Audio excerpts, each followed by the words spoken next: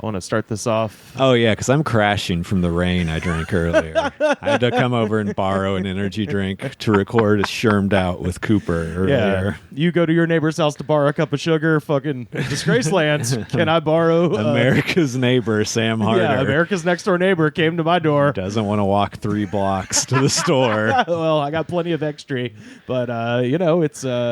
Before we open this one, can you do me a favor of just turning it upside down for 10 seconds and then turning it back over after yesterday's disastrous powder incident? Well, so, I mean, for today, by the way, Carter is off doing a big Hollywood audition. So it's just Sam and I today. But we do have a very special guest coming up in just a moment who's going to be calling in. But I wanted to start off because I felt yesterday was so horrifying and disgusting. It was. You should have described what happened when you just tried to rinse the funk out of the can. Yeah, after we finished recording, I rinsed out the can of Celsius. Because he just didn't even want that smell in his garbage. That was straight up. I was like, I can't smell this ever again. And so I filled up the can and was going to shake it and, wash it out before I threw it in the recycling bin. And when I did that, confirmed, I turned it upside down and it was exactly as piss yellow as it was when we poured it, meaning that there was sediment at the bottom of that thing. You could see a little in there. I've been actively tagging Celsius. I saw that. And they're not going to respond. They liked one of the tweets. Oh, really? Where I said it's the worst energy drink ever made. They fucking gave me a heart. So well, actually, that makes sense. With today's viral marketing trends, people being like, you got to try the worst energy drink. Terrible. That's going to be a meme. People do. I mean, we started it. I found it at Dollar Tree for a reason. So go look at your Dollar Tree if you really. And it is funny. We realized it was 1 month away from expiring. Yeah, which realistically means it was made 4 years ago. It was made in 2017 or something. But I figured to kind of literally get that taste out of our mouth. I wanted to today. I haven't tried this flavor, but I do consider this brand besides Rip It, which is this is the most controversial brand name of all. Yeah, Alani Nu. This is as we discussed, it's Alani is a women's supplement company, and then this is their energy drink, Alani Nu, and they have the only one that I think we tried that I was like, it's alright, is the Tropsicle. But man, Blue Slush, out of control. Love it. Fucking Cosmic Debris, whatever that one's called, great. Breezeberry, awesome. So hopefully this will be good. This one is Alani Nu Arctic White. So I'm hoping it's going to be like white Gatorade. That's what I'm kind of assuming. Sort of a because that's one of my favorite flavors of Gatorade. Same. And if this one ain't good, I've got a watermelon wave and a mimosa flavor as well downstairs. So but yeah, we'll give this a try. Smells like perfume. Rivers just almost spit it out because that's so true. God right? damn it, you're right. I haven't even sipped it yet, but it definitely has a strong perfume smell. Dude, that's so funny. I can't. And taste. It tastes awful. This tastes terrible. You don't like this one? It's better than the jackfruit, but not as good as the orange creamsicle rain I had earlier. And I don't even like orange creamsicle. This is just... It's not bad like the jackfruit, but it is weird. Yeah, I think they're attempting Fresca or something, maybe a white grapefruit it type it does kind of smell and taste like Fresca, but if you think about it. The perfume thing fucked me up. That was so accurate. We had a near spit take all over the mixer. On the board, yeah. My face is unusually close to the board right now, too, so that would have been a disaster. Oh. Yeah, what if this podcast got messed up because of this terrible energy drink bit where we just kill ourselves? Somebody pointed out that the stuff we're drinking is cancerous or something today. Yeah, we could get in on some class action, several class actions, I imagine. That's what I said yesterday. No, that's right. Yeah, I think you pointed that out. I think, they had the idea to eat hot stuff instead of drink energy drinks. Yeah. Which you and Carter both don't want to do. I'm not a big... I actually have a thing that my dad gave me for Christmas that I'm happy to hand over, which is a ghost pepper chips, Pocky ghost pepper chips. Okay. We could eat those on the show too. Well, I might wait for get it right now. I might wait for Carter because he doesn't like hot stuff either. Oh, right? I know. Well, it'd be funny to make him eat it. But I mean, I'll I'll push through. I suppose it's just not my favorite thing. But today I figured I would get a little Texas themed snack going for you in honor of your home state. Oh, the classic beaver nug. So, for those listening that don't know, there is a chain of. And actually, I've meant to ask you. I'm glad I brought this up because I meant to ask you this. Are there are regular sized Buc-ee's, right? Not that I've seen. Really? Are they all crazy? Like they're all I don't know massive? if they're all like super massive, but they're all pretty big. Okay. Because it's like the Walmart of gas stations. They do sell like clothes, and they basically sell almost anything. Dude, they don't sell guns like Walmart. But yeah, they would if they could. They would if they could. Yeah, they've just opened up knives. Yes. Oh yeah, they have a whole knife section in the one I went into. Yeah. Buc-ee's is fucking crazy. Like people in Texas are like, yeah, we know. For everyone else listening around the country, if you're ever in like the southern part of the United States, because now they've branched out and they've got two locations in Alabama, actually, one in Robertsdale, which is near the beach, and then the one that I got these beaver nuggets from, which is in a Leeds, Alabama, and that is the hometown of Sir Charles Barkley. And that's the only thing. And it's weird because at that exit, there is a Bass Pro Shop, a luxury car dealership, which I don't know who that's for, and then there's this Buc-ee's. The people who want to pretend to be rich, I guess. Yes. There's probably rich people around there. Oh, I know there's rich people in Birmingham. It's just like very strange to be like, yeah, we're selling a fucking Ferrari in Birmingham. You're like, for gas who? it up right here. Yeah, they took all of Richard Scrooge's money. Who's going to buy that? But anyway, it is a gas station that's the size of a supermarket. It's I would say ridiculous. Imagine the biggest gas station at your area of town, and like as pump wise, imagine the most pumps and then add basically double that on both sides of the building. It's even more because I actually I made note of this at the one I stopped at. 200 gas pumps. Yep. That's normal to them at Buc-ee's. Fucking 200 of those fuckers. So maybe your local gas station times like 5 or 10. Like, if you're listening to this, like imagine walking into a place and being like, yeah, can I get 25 on pump number 142? Like that's a real thing you do there. And I was like thinking, I'm like Birmingham's like, it's a city. It's, it's a big city. It's Alabama's biggest city. But I would venture to say at no point during the day are 200 people pumping gasoline in the entire city of Birmingham. No. Like, that's crazy. It's a flex. Let's be honest. It's a flex. Yeah, it's 100% a flex. But one of their... They want to be ready for when the shit goes down. Everybody needs gas bad. Got to get out because of a hurricane or something. I guess. I don't Cha-ching, right in Buc-ee's pockets. All the knives are gone. Nobody knows what's going to happen in the future. Dude, that actually makes perfect sense for Texas because y'all get hurt. I don't know if any... I mean, I guess Birmingham gets like tornadoes and shit, but I don't know if there's like They're weather not close to the coast. There's not anything. like, I mean, maybe a tropical depression might make its way up there, but usually you're not going to get a full on hurricane in Birmingham. But anyway, they also have their own, very similar to Trader Joe's, they have their own line of snacks, and they also sell sandwiches and just like it's fucking nuts. Go into one if you're on the road sometime and you see a Buc-ee's. Make it a point. Go in there. If you need a T-shirt or a beef jerky or a buck knife, a koozie, to skin your family with, machete. Then you can go in Buc-ee's. But I got I would say their signature item is these salty sweet snacks called beaver nuggets. Yeah, this is their most known item. Yeah, for some reason. They're pretty good. I think to me. Sorry for coughing on the mic. To me, they're just overrated. They're good, but they're not what some people make them out to be. Right. Well, so and their logo is a beaver, so that's I guess why I don't know. They look like a miniature like cheese puff, except they're glazed like caramel popcorn. Yeah, it tastes like a gigantic corn pop. Yeah, it does. If you imagine a Kellogg's corn pop covered in sugar and salt, that would be the Buc-ee's beaver nuggets. But I just had to talk about Buc-ee because that was the. They look like popcorn shrimp from Long John Silver's. They really do. They do. What are you going to say, though? I'm sorry. No, I was just I just thought of that as I reached in the bowl. That was just, that was mainly my first. I guess I had gone to one in Texas for sure, but I just didn't remember it being that fucking crazy. They're not all as big, but they're usually like, it's not just a chevron. Yeah. You're never going to walk into one and it's like that size. Yeah. Well, supposedly they're opening one in Auburn is the next location. So They started out in just the rural areas, I think, because like a Walmart, not a lot of huge places around. Right, You can buy right. everything, so it's successful. They moved. There wasn't one in Austin for a long time. Oh, yeah? Or even close to Austin. Huh.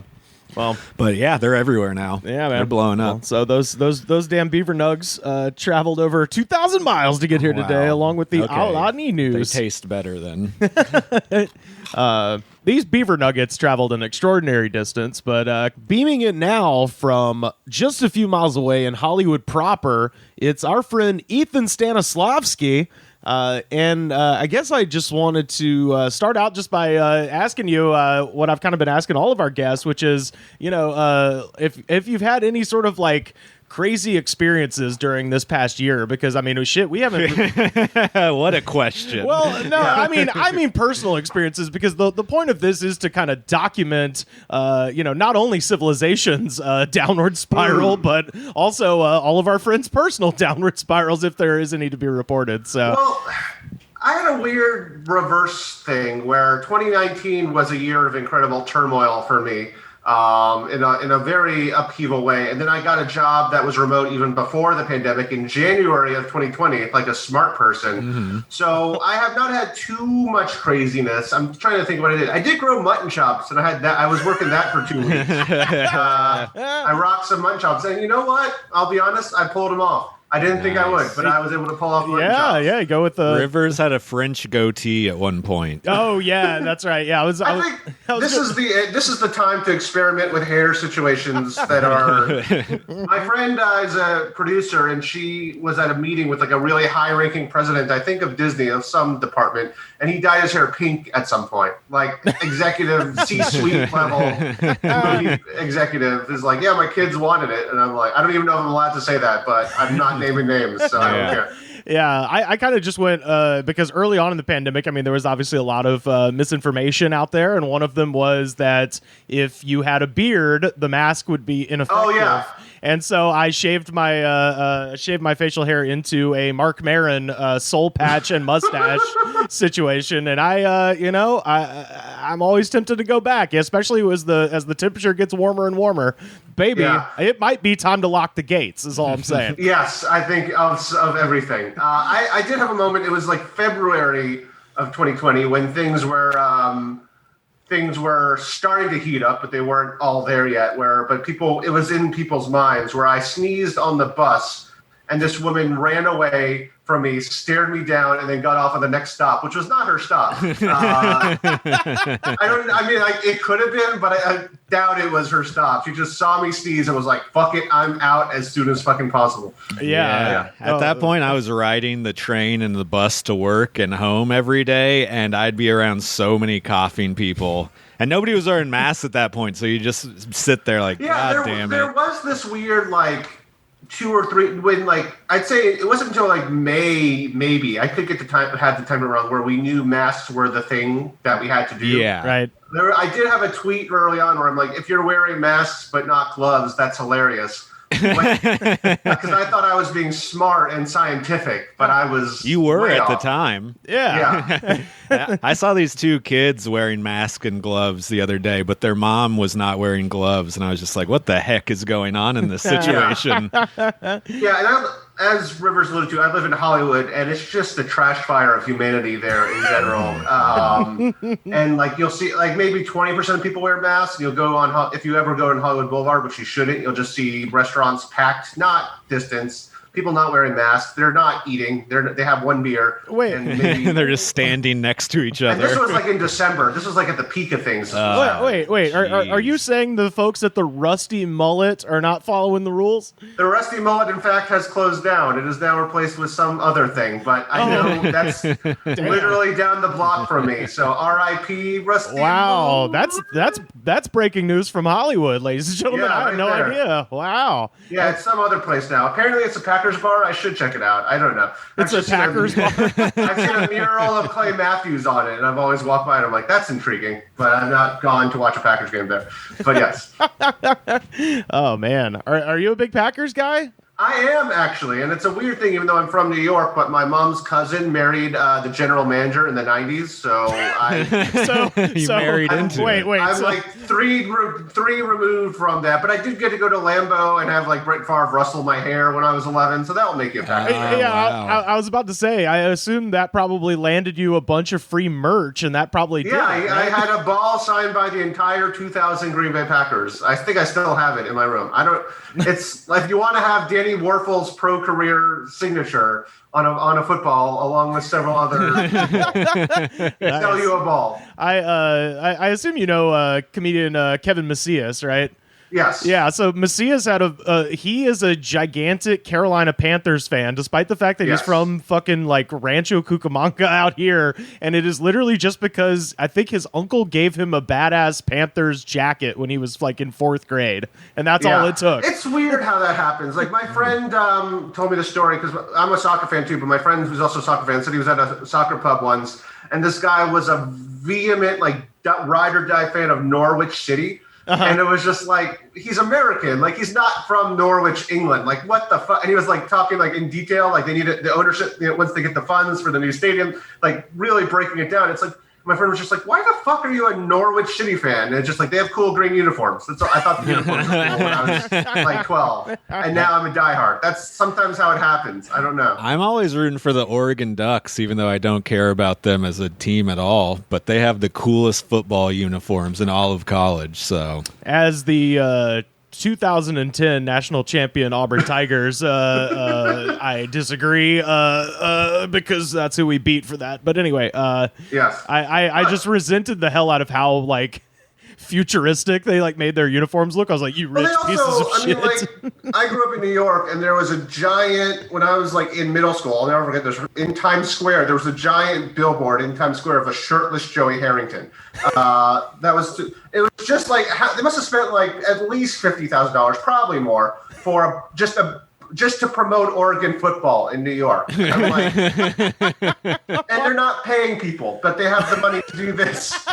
yeah, exactly. there wasn't even a football in the picture? No football at all. Just like Joey Harrington shirtless, and then the O in the corner. That was it. That was like that was the billboard. God, like people are going to go, I got to find out what this is all about. I love shirtless men, so I'll like football. Like, what's this? Is Oakley's doing underwear now? There's a lot of LA apparel billboards out here where the woman is not wearing clothes hardly. Oh yeah, that's She's just like wearing like an open pair of jeans and covering her boobs with her hands. Well, Yeah. Isn't LA Apparel what took over from American Apparel or Is that something? Dove Chernow's new like shadow operation? Of some kind? I don't think he's involved. I think they just maybe rebranded, or it's because I remember Gildan or whatever bought them American Apparel, and I think it's maybe their rebrand or something because that's unfortunate. They're It's like they're on the some MCI WorldCom of shitty clothing. they're That's what on that is. some very low status billboards around the Oh, neighborhood. yeah. If that's the Yeah. case. well, it's a rebuilding year. They're like the painted onto construction wall billboards. I feel like I've seen that. But the yeah. same one that had like the Green Day album that came out like a year ago and Oh, never changed, and man. now it's LA Oh, Apparel. This isn't related to anything, but if we're talking pop punk, I remember must have been 5 years ago. I saw a paper poster in Silver Lake that said the leader of Sum 41 is playing his solo act at Silver Lake Lounge. Whoa! Just like, Oh no! Damn, dude, we've done how the stand mighty up have there. fallen from Fat Lip to Silver Lake Lounge. Man, my freshman year, I went to a small liberal arts college just outside of Birmingham, Alabama, and the featured act there was one bar that had live music called the Double Play, and at the Double Play Lounge, my like first week, welcome freshman fucking show was the guy from the band Tonic. Not Tonic, just the lead singer of The Tonic. guy from the band Tonic. Yeah. This is another story that is wild. A girl I used to date in right after college. She was a little. I was 22. She was 28. We dated. It was fine, sure. But she told me the story that we Hell went yeah, to college. dog. Yeah, exactly. We both went to college in Chicago. We met through alumni stuff, but whatever. But the story is she was at a bar in Chicago once, and this guy started hitting on her, and his main pitch was that he was used to be the drummer in Toad the Wet Sprocket. Jesus. I was one of the wet sprockets. You don't believe me? But it's also like this was before smartphones. Right. So we spent a lot of time debating, is it worse if he is telling the truth or lying? Like which is the like if this is all he has and he's the drummer, like this is his thing, that's pathetic. But if like that's the lie you concocted, I'm like man, yeah. I'm torn on this question because if that's true, because he aimed it almost exactly right as far as what you could get away with, but like you need to go a slightly higher, especially if you're talking to a woman. Who the fuck is listening to Toad the Wet Sprocket that's not a fucking college dude? Yeah, if that was to work. Is that a woman you want to mate with? Is sort of the point. Like a woman who would say, "All right, that's enough for me." Well, I mean, you know what band he's in. He's down for whatever, basically. That's fair. I mean, I'm not saying he's a winner, but I am just. Yeah, we played at noon and at Lollapalooza '98, dude. Fucking love me. That's funny when the brag is also like a thing that just is a vague reminder of a memory you barely had. Like, oh, that band. I'm impressed. Dude, like, do you think the guy from Dishwalla does this too? Dishwalla would be my move, actually. That's what I was talking about. You got to level up slightly.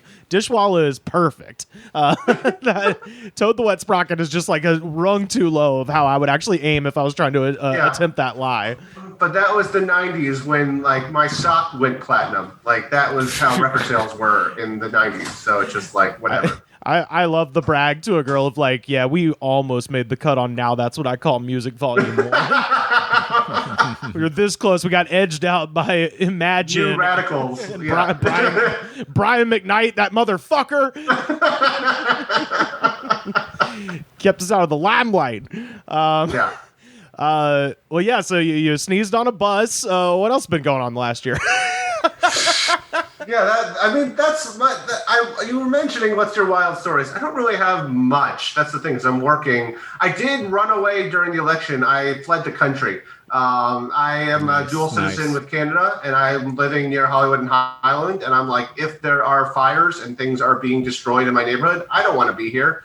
And if there's a military coup, which I thought maybe, I was less off than I thought I would be at some point. It wasn't a military coup, but it was just like, if that's the case, I would rather be not at home right now. So I was in Vancouver for a month, and I made that trip, and I was just like, best case scenario, the election goes a certain way, and I have a lovely time in Vancouver, just on vacation, that kind of thing. And that's what it ended up being. But it was just like, so I did flee the country. So I guess that's an exciting thing. Yeah, that's a good call. Buddy, I hope you have a Rivers Langley-sized suitcase for next time shit goes down, because I want to come with you. I mean, does anyone not have a bug-out bag right now? I don't know. I need one that I could get in, because I would love to do that. Vancouver is lovely. That's what I used my Christmas bonus at work on, was a solid bug-out bag. Oh, man, that fucking rules. Well, so I kind of wanted to mention, I recently got off the road, Ethan. I was taking a long road trip myself back from Alabama, and I'm going to, I want to talk about some of my experiences in the great city of Minneapolis and use that to segue into the big news story that I want to talk about. Yes. So before I go any further, I have to give a huge shout out. I mentioned him on the show on the 7th, but I'm going to go ahead and say again, huge thank you to the Nelson family. Some of our listeners in Minneapolis actually put me up for 2 nights while we were there. So I wanted to say, thank you so much to Eric and Sophie, and also to Paulo and Tiago. Like it was the best. And speaking of just getting, adopting a sports team based on merch, Paulo gave me a Peruvian soccer scarf. So I am now team Viva Peru. That's my soccer team. I've never had a soccer team. Not the Peruvian national team, not the league, a team within the Peruvian league. Ethan, I have no idea. Just look up the colors of a flag. This is like a Wikipedia search. It's a red and white scarf, and all I got to say is I am now a fan of Peruvian soccer, whatever form that takes. I'm on board. But that's acceptable. Yeah.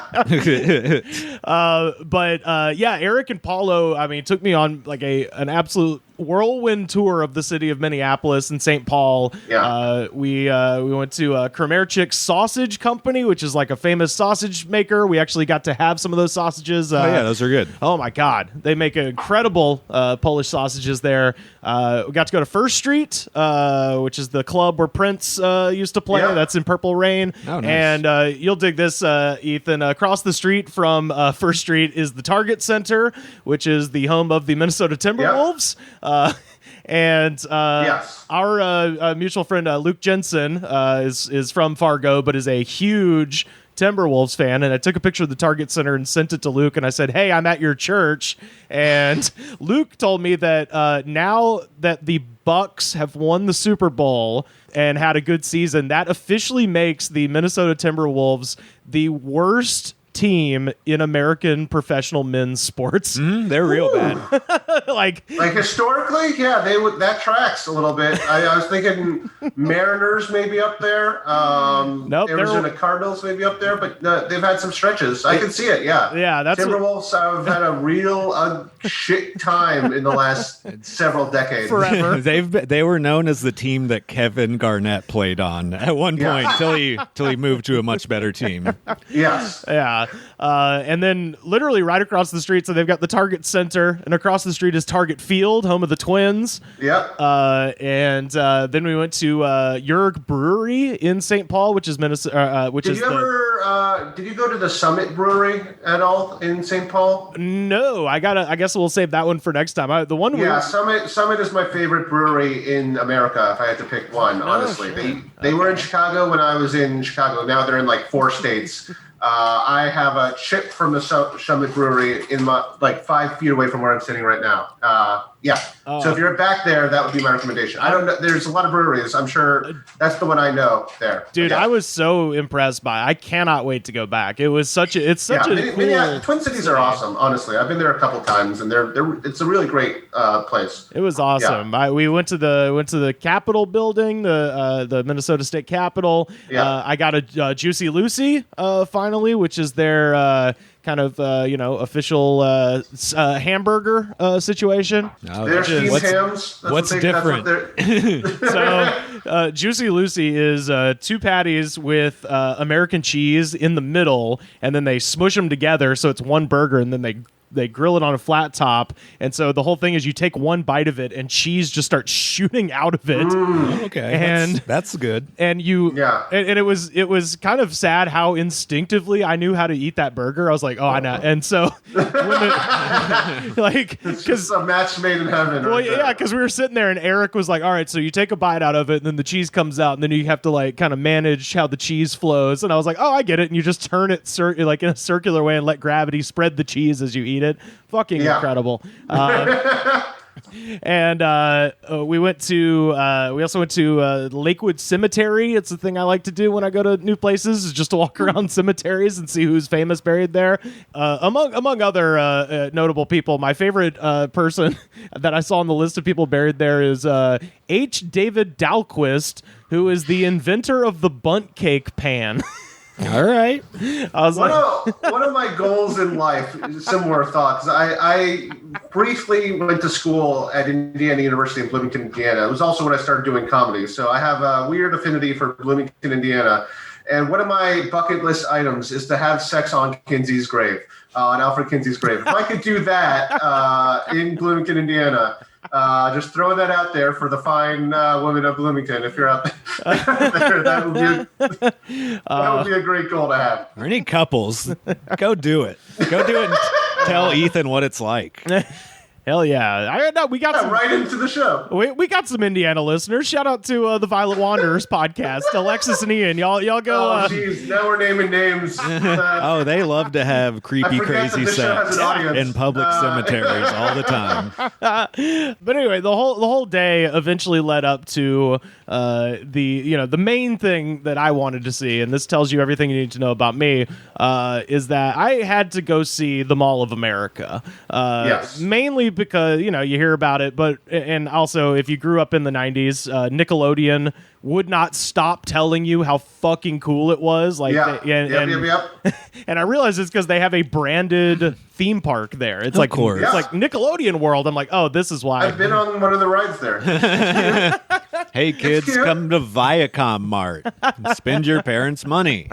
Yep. I also wanted to see the site of the first episode of WCW Monday Nitro, and also I was interested but didn't do the research on. I wanted to see where Hulk Hogan's Pasta Mania was, because you don't know. Well, because it's not there anymore. So I was like, damn, I wish I knew which one it was. Take a photo of the street corner where that happened. Well, no, it was like a Yoshinoya now. Well, no, it's actually it's in the Mall of America. And we actually talked about, we did a whole episode on celebrity restaurants and devoted a pretty significant portion of that episode to the insanity that was Hulk Hogan's Pasta Mania, mainly because during the promo for it, Hulk Hogan just makes up a bunch of things that are not on the menu. You know something, Eric Bischoff? Tonight on Monday Nitro, Pasta Mania has got all my Hulkamaniacs running wild. And I've eaten so many Hulkaroos and Hulk-U's, I kind of feel sorry for Big Bubba, brother, because tonight, brother, first time on TNT, I'm putting the WCW heavyweight title on the line, and with Pasta Mania running through my brain, who's gonna beat Big Bubba tonight, Hulkamaniacs? And when I'm done dragging him around the Mall of America, and all my Pasta Maniacs are tearing their WCW shirts off, brother, I'm gonna give Big Bubba a dose of my Hulkaroos up there, and then I'm gonna body slam him again. You know, with little Hulkamaniacs like that, Pasta Maniacs all around the Mall of America, Big Bubba, you better tighten up that waistline, brother, because the Hulkster's slim and trim. I've been eating my Pasta Mania, and what you gonna do in the Mall of America, brother, when Hulk Hogan, Pasta Mania, and all my Pasta Maniacs run wild on you? What's he gonna do? All right. None of that is on the menu. What is a Hulkaroo? It's nothing, because the menu. I'm thinking like a Hulk-themed Dunkaroo is what I'm thinking. What an unappetizing product. I think he was thinking cocaine smells wonderful. This is what I. Yeah, that's more likely. But they ended up releasing the menu. You can find the menu for Hulk Hogan's Pasta Mania on the internet, and none of those items are on there. So it just makes that promo just fucking really intriguing. Maybe it's just like one of those viral things now where he's like, I'm going to say a bunch of stuff that doesn't make any sense. Then everybody's going to come to my restaurant and make a meme of it. But he was the 80s and he was on cocaine, so he knew all that would happen. Well, but I will say about the Pasta Mania thing, I didn't do the research to figure out where it was, but shout out to my man, Paulo. Fucking, we walked in there and he was like, you see that Johnny Rockets over there? I was like, yeah. He's like, that used to be Pasta Mania. And I was like, dude, you were the coolest dude I've ever met. Thank you. Like, it was outstanding. So you should find the specific booth where this was Hulk's booth. It would have been fun to walk into the Johnny Rockets and just go, did you know this used to be Pasta Mania? And they'd just be like, you have to buy something or leave right now. Sir, we're calling security. I think if you're a mall cop at the Mall of America, you're officially a cop. That's not like, you're not a mall cop in that situation. You're a federal officer, I think. Yeah. Yeah, the mall cops at Mall of America have more to do than like most of the police departments in my home state put together. Like, yes. But all of that was, that was the Mall of America. We went to Margaritaville and went to Jimmy Buffett's Margaritaville and had some wings. And then as we were leaving, we passed by the storefront for My Pillow. Oh shit! Here we go. And in the window, they have a cardboard cutout of the man himself, Mike Lindell, hugging a pillow, and it's a cardboard cutout, and it was $45, which is unfortunately $15 more than I'm willing to pay for a joke. Like, I was like, it would be hilarious to have that somewhere, especially if you put it like in a bathroom, so a guest would flip the lights on and scare the shit out of themselves in the middle of the night. But I couldn't do it. For you, I would say for a good 2 or 3 weeks of the My Pillow guy story breaking, I thought My Pillow was a full-on body pillow situation. I didn't know that you'd seen them. I thought My Pillow was a body. They were interchangeable in my head. Nope, just a regular old pillow. I never checked into it. People were just like, "This guy sucks," and I was like, "Okay, cool, let's go with that." Well, I was in Alabama for almost 4 months, and we kind of did the show in segments. And the Sam segment, I don't think I involved you in the My Pillow situation, but I'm gonna do it now because something hilarious has happened, and that is that Mike Lindell. And I should say, when I went into the store, by the way, me and the Nelsons were the only people to walk in there, and I kind of walked in, and there was one guy who was on the phone, and then there was this other guy whose job seemed to be to glare at you because I went in. Expect. Were they selling Alex Jones's essential oils, that kind of thing? They seem to just be selling pillows and sheets, and also copies of the Mike Lindell book, which I still do want to get a hold of, specifically to find out what his other near-death experiences are. Mike Lindell claims that he has had 14 near-death experiences, but I combed the entire internet and was only able to come up with 6. So I almost have to buy the book to find out. That's pretty good. That's a pretty good clip. I mean, to be fair. But what are the others? The ones that are on the internet are think about this. If the ones on the internet are the public ones, think about the ones that are not released to the public. Yes. Whorehouse heart attack. Oh, yeah. Well, one of them is that he had a motorcycle crash on the way home from having a parachute fail. All right. So that was 2 in one day. I mean, the thing that we've talked about with this guy on the show is that he is essentially a man that cannot stop fucking up. And My Pillow is the one thing he's done in his life that actually kind of worked out. Mm-hmm. But other than that, as I said on the show, he's never been in the same room with a banana peel that he did not slip on. He has never been in a yard with a rake that he did not step on. He is a hilarious fuck up. And I've never thought I've had anything in common with Mike Lindell until this conversation. So.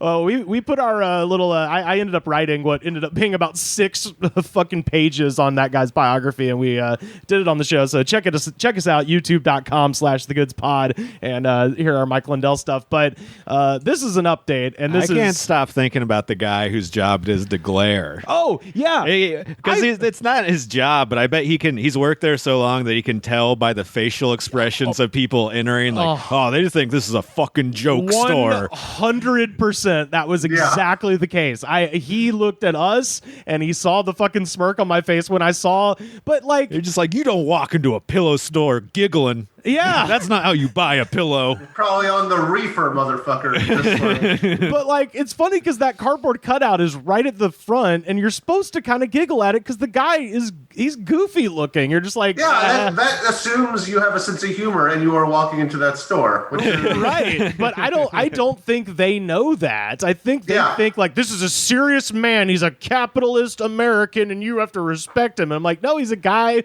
wearing a cross necklace on the outside hugging a pillow with a mustache. All of those things together equal funny. So, but he looked at me and like Sam said, he could tell. He was these motherfuckers are not buying a pillow. And he's that'll be 80 days in a row. Nobody has bought a pillow here. It's just puts another on the whiteboard. He doesn't circle it out and put a 0 in. He just has to cross off the 79, put an 80 in. Flip over the placards, whatever that is. Yeah.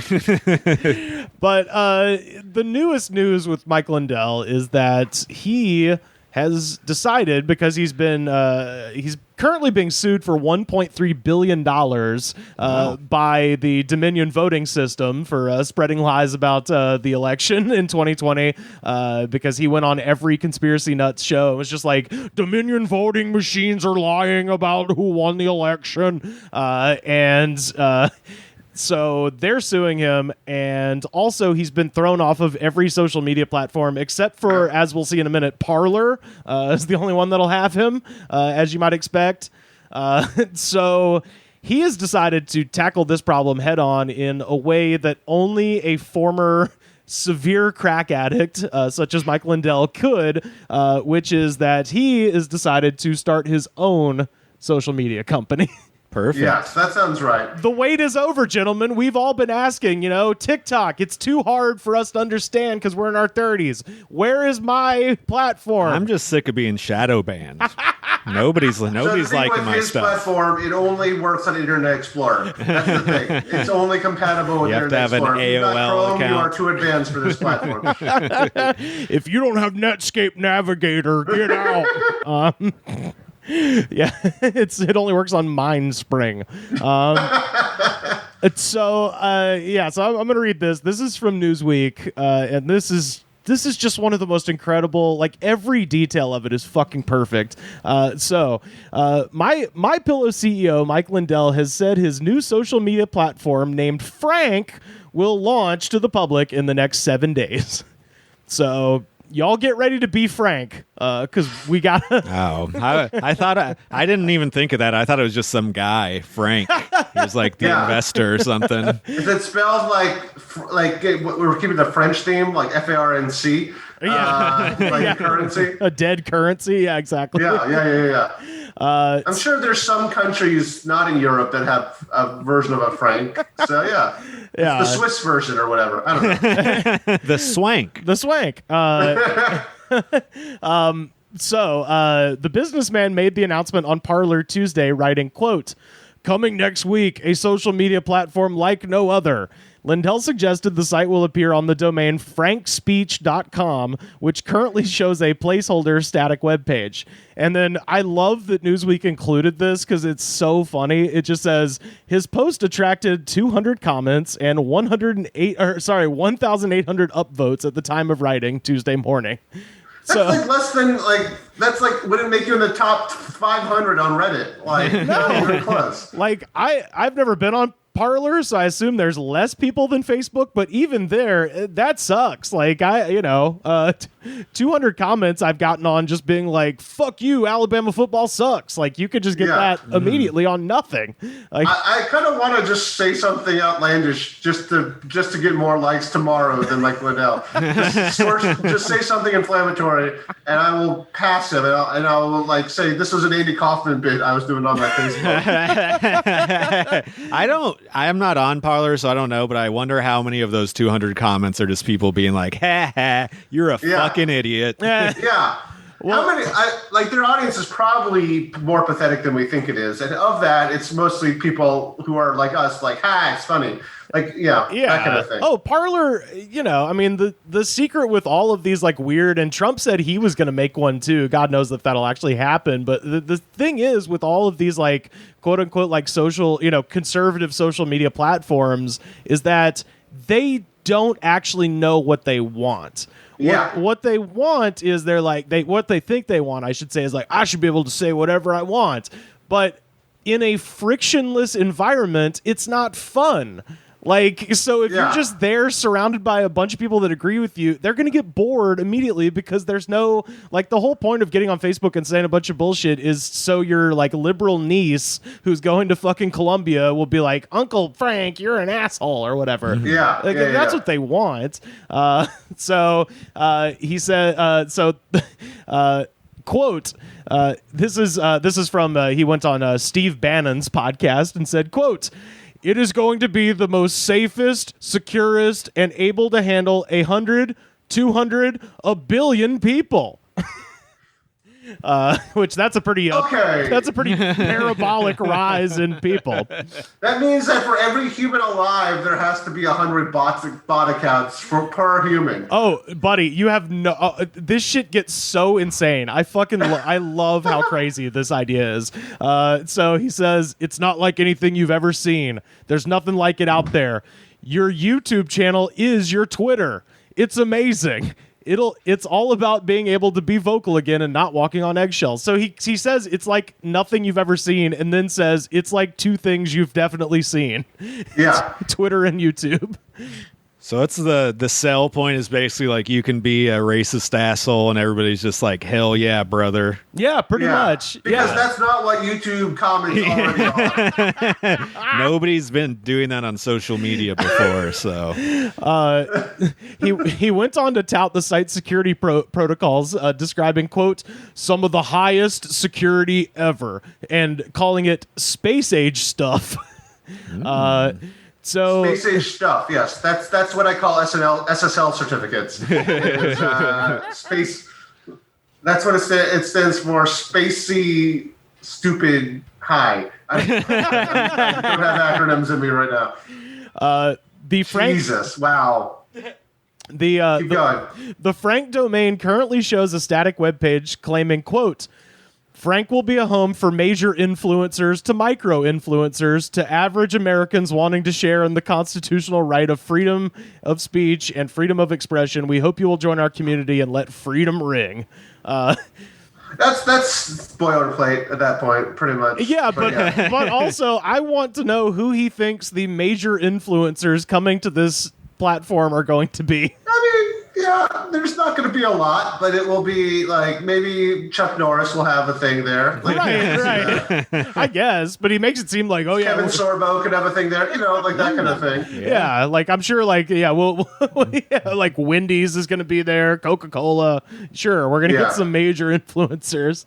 The MyPillow boss claimed that Frank will be self-hosted, which will help protect it from takedowns by Amazon, Google, or Apple. Quote, none of these guys are going to be able to take this down. We're going to all come over there, all the influencers, all these people that can't say on their podcast the word Dominion or vaccine or a vaccine is bad for you. I feel bummed for the CIA agent that has to keep track of this. Dude, he's having the worst day ever every day of his life. No, he's like, my job has just been made so much fucking easier. You're just literally putting all the eggs in one basket. Like I can go home. I can go fishing this weekend. Like I don't have to find this shit anymore. And this is the main thing I wanted to get to, because this is where it is so innovative. In an interview on the Eric Metaxas show, and I don't know if that's it literally says Metaxas. So I like that there's a conservative show. It's like me taxes. Taxes me want now. Yeah. In an interview on the Eric Metaxas show, Lindell revealed that Frank will also somehow force every user to consume every other user's content. Well, that sounds bad. Now, this is a big long quote from Mike Lindell, and this is the most batshit insane thing I've read all week. So this is the quote. So, when this launches, millions are going to come over. What I'm doing is when the influencers come over, they will now have a platform where all the people down here follow them instantly. If someone joins Frank, it's reverse engineered. They don't have to earn their followers. So, and now he's talking to the host, so someone such as yourself, Eric, you will have millions of followers right away because they need to see your show. They need to see and hear the word. They need to hear free speech. Bro, I'm going to start posting my stand-up clips on there. That's what I was just thinking. They have to see it. Dude, I was just thinking that. Like, if you join, they make you have immediate followers. That rules. But then, I was looking up Mike Lindell, and MyPillow, they had a buy one get one free deal forever. That was basically the point where, that's just the price is half for one is just half of what you're paying. Oh, it's like that, but social media. It's just like it's how no one's gonna read anything because you can read literally everything. He is. The people who are so against everyone gets participation trophy. trophies. That is like the most participation trophy thing you've ever fucking seen. Funny you mentioned that buy one get one free deal. He's actually being sued for that as well because that is technically fraud. This quote goes on: "They are going to be able to speak out and speak freely, and it's going to be amazing. The voices of hundreds of millions of people are going to be heard on my platform." And this is the second part that just bowled me right the fuck over. "On my platform, we will give bonuses if you are kicked off YouTube or Twitter." All right. Jeez. I need a job right now. What is that? But he doesn't say. What is a bonus? What is a bonus? Right. It is the next line of the article says it is not immediately clear what the bonuses would actually be or how the incoming social media platform would be set up to accommodate such a system. You can get verified, probably. Probably, yeah. You verified as banned from YouTube. You get a snake check mark. Yeah. A snake and flag check mark. Yeah. He says, so he's given bonuses if you get kicked off YouTube and Twitter. You know why? That means you are actually speaking out free speech and you're not worrying about what. And then he drops the lamest, like boomer shit ever. He's like, you don't care about what Mr. Alphabet and Mr. Google say about us or suck a buck or dorky. So yeah, that's great. Damn, get this dude on Roast Battle. Yeah, seriously, dude. I would pay so much money to have see the roast of Mike Lindell. That would be incredible. Yeah, put him. Do you fear Jeffrey Ross may fit right in on that? He ends by saying, of Suck a Buck and Dorky, they're all going to prison. I'm telling you, by the time this is done, they're going to be in prison. I mean, one of the people in that conversation will be. I think if he's engaging in a debate between him, Mark Zuckerberg, Jack Dorsey, one of the three, I'm pretty sure will end up being in prison. Oh, yeah. Lindell mentions the $1.3 billion lawsuit, which he said would be decided by the Supreme Court in a 9-0 ruling in his favor. And, of course, they had to throw this into, which is just hilarious, for a man who actually had a discount code on his website of QAnon. He also boasted that celebrity lawyer Alan Dershowitz had joined his legal team. The guy who's literally on Jeffrey Epstein's flight logs a bunch. Like, the guy who is actually doing Q shit is his lawyer, is on his team. Yeah, so. No, Alan Dershowitz is a piece of... It's like pieces of shit are like, that guy sucks.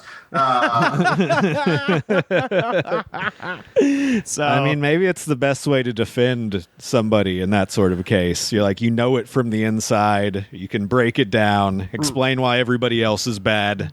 Yeah. You were just there to find out how to get away from there. That's a great excuse.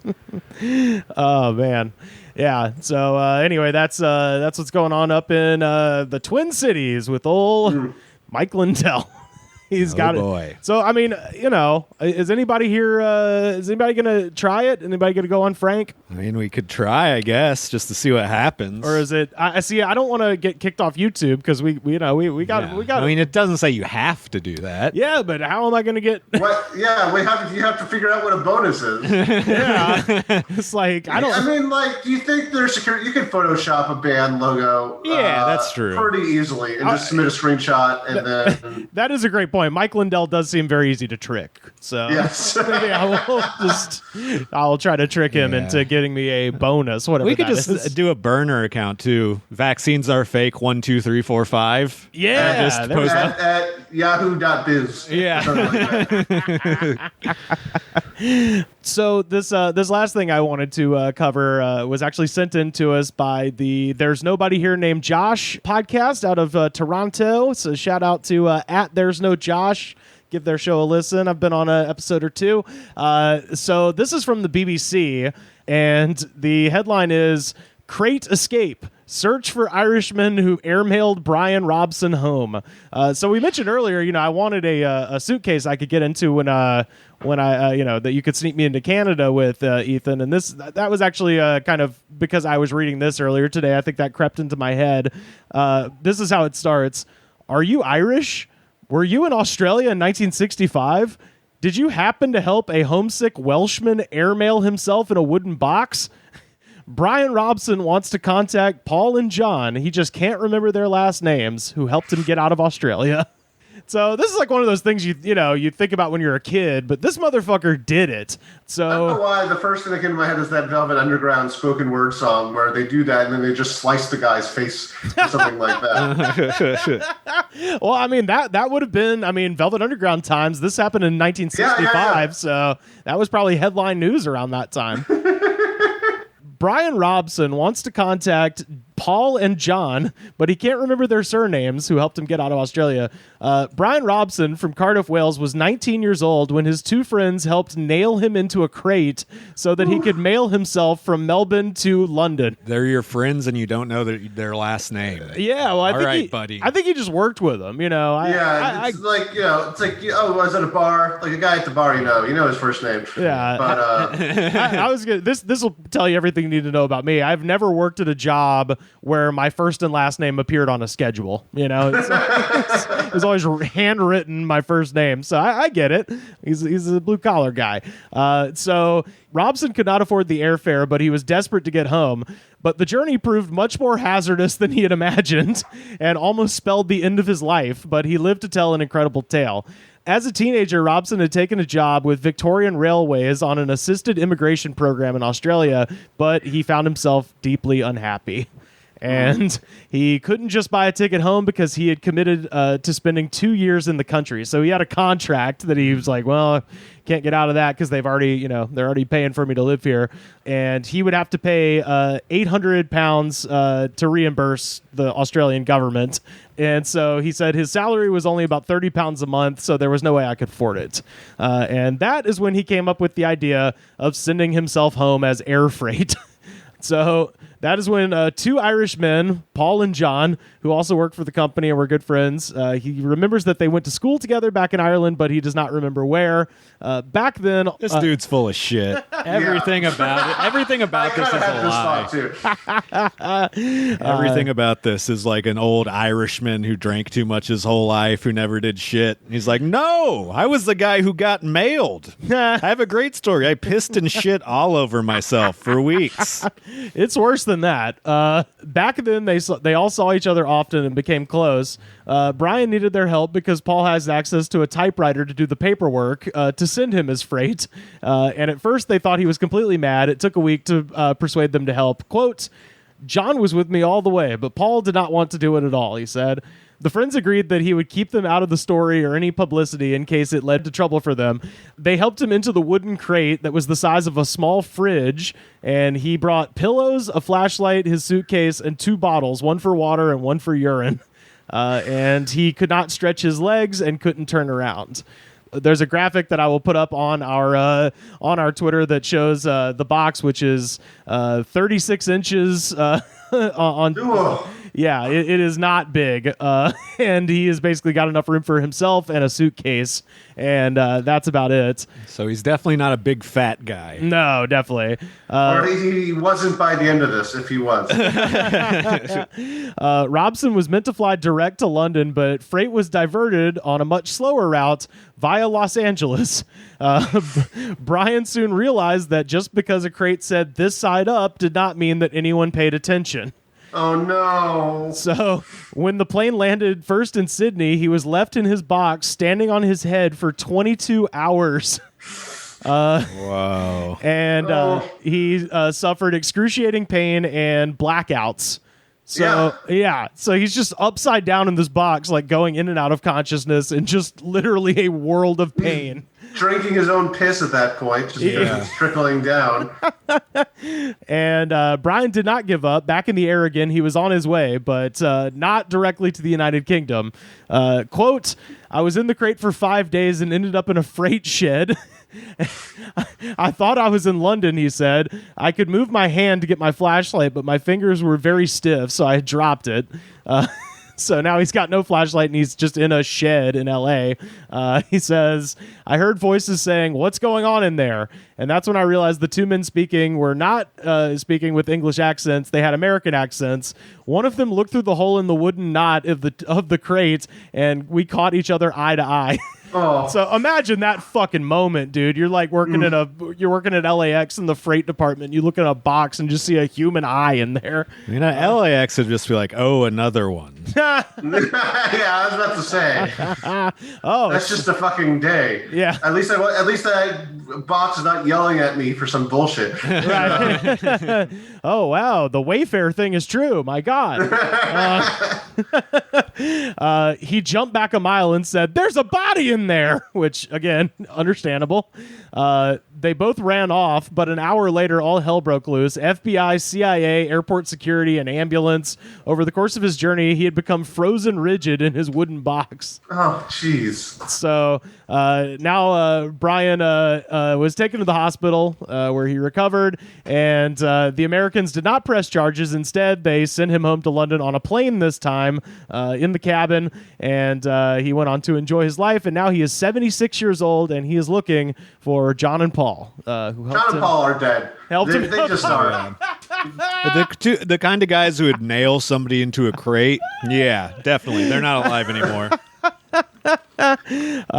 Quote, "It was stupidity. If my kids tried it, I would kill them, but it was a different time." And it's like, nope, it still would work exactly the same now. Yeah. Except the post office is even slower now. Yeah. Nowadays, the PC police would have got him. Yeah. He says, "If I met them again, I'd just like to say that I'm sorry I got them into this and that I missed them when I came back, and I'd like to buy them a drink." So shout out to this idiot for mailing himself in a box. And, we've got a couple listeners in Australia. So if you got a grandpa or something that mailed a guy to London back in the 60s, hit us up. Yeah. We'd like to know about it. It would be great. I mean, think of what it would do for this podcast if this was the source of finding this person for real. Yeah. This episode would probably get 1,000 more views. Yeah. And that's it. If those were all Australian, that would be great. But yeah, that's the news for today. Ethan, please tell people where they can find you on the internet. Yeah, you can find me just Ethan Stan Comedy is what I go by. I usually plug my Twitter, Instagram, and Twitch. Would be that. All three are Ethan Stan Comedy. I also have a sketch team that I would recommend plugging on social media called Night Church. It's Hail Night Church on all the platforms as well. Oh, I've seen you guys as stickers. Yeah. Yeah, where stickers are all over the place. Yeah. We'll see what we do when the dust settles from the pandemic, but look at our old shit. We are fun, and if you have a bag of money to throw a sketch team, we'll take it. Absolutely. And the podcast as well.